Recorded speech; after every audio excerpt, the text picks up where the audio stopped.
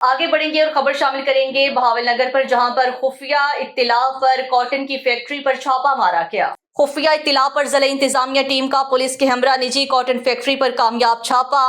Assistant commissioner Talha نعیم تبانی اور عامر محمود نے چھاپا مار ٹیم کی سربراہی کی۔ فیکٹری میں موجود 3000 سے زائد سرکاری پاسکو بوریاں برآمد۔ غیر قانونی طور پر پاسکو بوریاں میں گندم بھر کر سینٹر پر منتقل کی جا رہی تھی۔ انتظامیہ ٹیم نے گندم سے بھری پاسکو بوریاں قبضے میں لے لی گئی ہیں۔ فیکٹری کو سیل کر کے مالکان کو گرفتار کر لیا گیا۔